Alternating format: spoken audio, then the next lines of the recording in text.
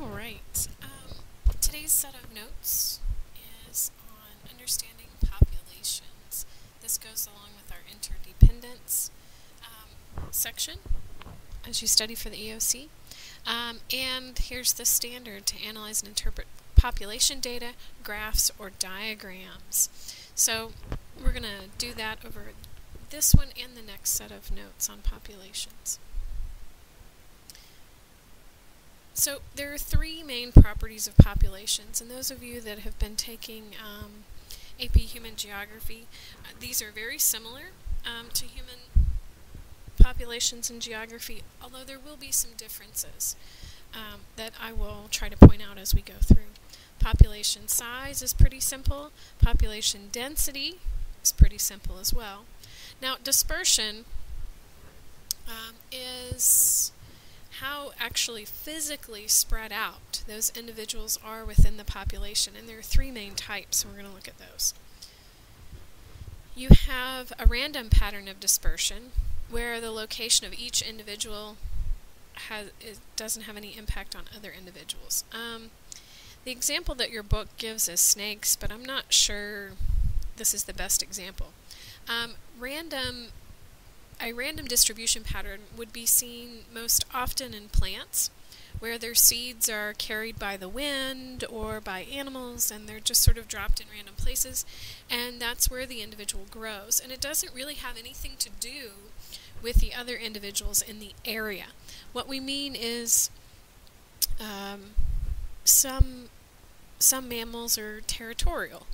So the location of an individual male in, say, a bear population would be dependent on the other males in the area and who's the strongest and who gets the best territory, that sort of thing. So in random dispersion, none of that is going on. It's just kind of everybody's where they are because that's where they happen to be. There's not a lot of rhyme or reason for their location. Again, this most often happens with plants. Clumped dispersion is the individuals grouped together because of resources or social behaviors. You would see bees clumped together because of social behaviors and because of resources. They're going to live near the things that they need to survive. Flocks of birds. This is the same situation.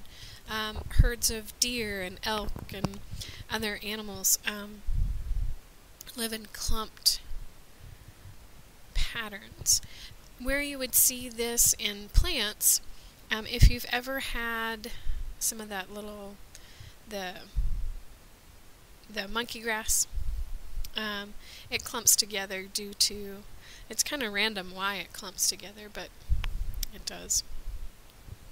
The other dispersion pattern is uniform, where it says the individuals are separated by a consistent distance, usually due to social behaviors. The example that your books give is penguins. Now I want you to realize that whether an animal population or an organism population is a uniform distribution depends entirely on your perspective. There may be some actual scientific rules about what is uniform and what is not, but generally the way your book describes it, it seems like it depends on your perspective. Let me tell you what I'm talking about. Alright, so fish tend to clump together in schools. So you have a clumped pattern, and they do this for social reasons, for protection from predators, that sort of thing. The random distribution, your book gives the example of snakes, but again, I think plants where the seeds and things are carried by the wind and randomly distributed would be better. So here are the individuals of a particular plant scattered throughout a forest. There's not a lot of rhyme or reason to it. Uniform distribution, this would be kind of like the nesting site of these penguins. The penguins each have their own little territory, and they have about the same distance between them. Now, if you were to take a bird's eye view of these penguins and you were flying over in a little small airplane, this is what you might see. Now, if you're a Google satellite and you focus in on this area, what you would see is a map and along the coast. So near the water, you would see a clumped pattern of penguins. They are not uniformly distributed over the entire Antarctic continent because they're clumped near the water, near their resources. So I'm not sure that uniform is a true dispersion pattern. But anyway, there they are. Population dynamics. Alright, so by dynamics we mean how populations change. We have our birth and death rates, which is pretty self-explanatory. You have life expectancy, how long the individual is expected to live, on average, for that species and that location. We can also define age structure. And this is simply how many babies are there, how many older organisms, and how many of middle-aged. Here's a graph of that age distribution for people, and based on this pattern, so we have the oldest in the population up here at the top and the youngest, 0 to 4, here at the bottom. The different shapes of the graph as you plot these out will tell you something. This is going to be rapid growth because these individuals are going to move up, and you're going to get something like this, a big bloated area here in the middle. So you'll go from rapid growth to slow growth, and you've got this big chunk here in the middle of about 49 to 20-year-olds, this big chunk here. And these are the good reproductive years, but you're not having quite as many babies.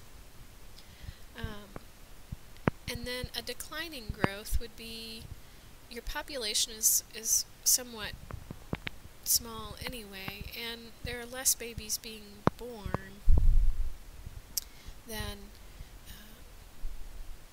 there are older people. So as these grow, this is going to be smaller than this when it reaches this age group.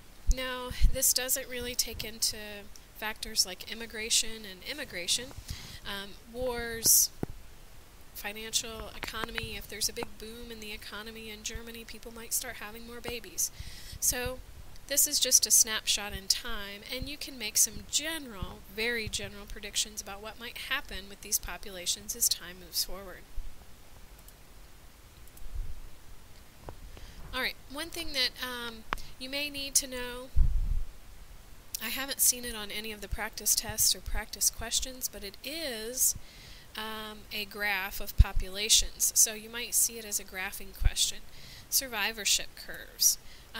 This is the probability that the members of a population will survive to that age. So there are three main types of survivorship curves. Type 1. These are the organisms that are you're most likely to die when you're very old. So you're not likely to die as a baby or as an adult, but perhaps an elderly, you die late in life. And generally speaking, for developed countries, type 1 is the survivorship curve that humans have in most developed countries.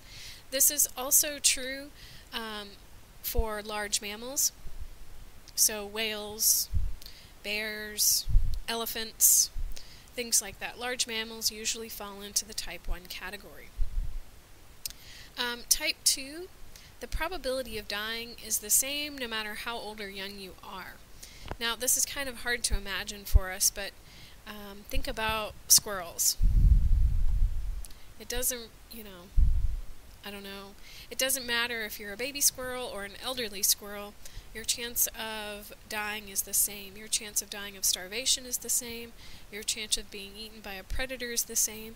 So, growing older doesn't really give you any advantages. Because squirrels they run on their instincts. They may learn a little bit, but, if they're going to get hit by a car, it doesn't really matter. The probability isn't, they're not more likely to be hit by a car when they're young than when they're old. It's just sort of whatever. It's a 50-50 game of chance every time they hop out of their nest. So that's type 2. Type 3 survivorship curve means that the probability of dying is high when they're very young. This is true for organisms who produce mass amounts of babies, mass amounts of eggs. Think about fish. Think about Finding Nemo. Marlin and coral had all of those eggs. There were hundreds of them, and only one of them survived. That's because in the circle of life, these organisms, their young, are often food for other organisms. So, like the sea turtles, they lay all those eggs on the beach, but only a very few of them actually survive into adulthood. So, they have a type 3 survivorship curve. Now, I said that these were graphs, so let's take a look at those. Alright, so here's our person.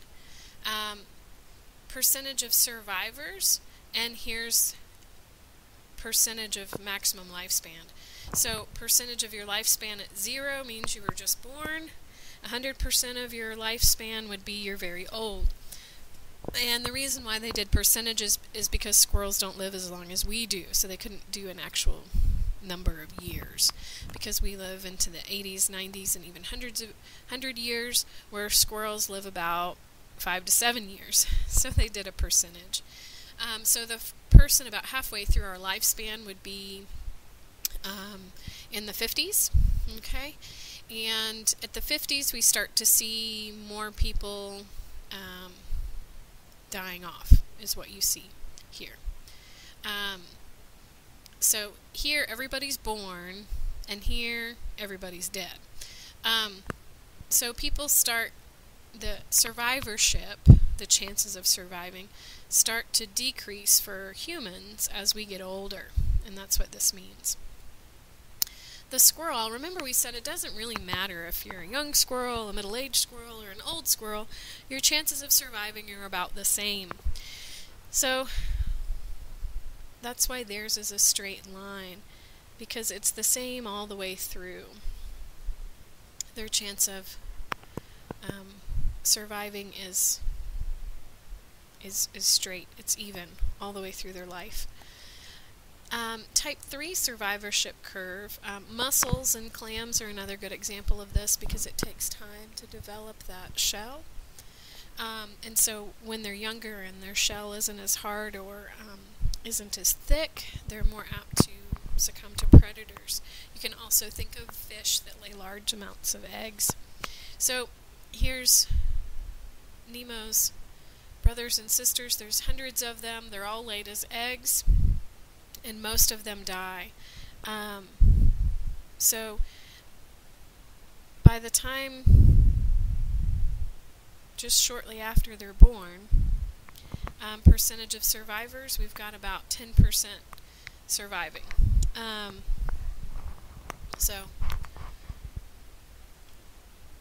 that's what this looks like. So we've got only a few surviving, even less than that survive, not even to middle age.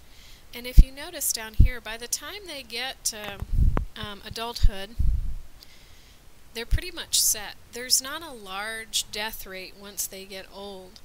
This is why the sea turtles that actually make it into adulthood can live 150, 200 years. So out to their maximum lifespan. Because once the turtle gets full grown,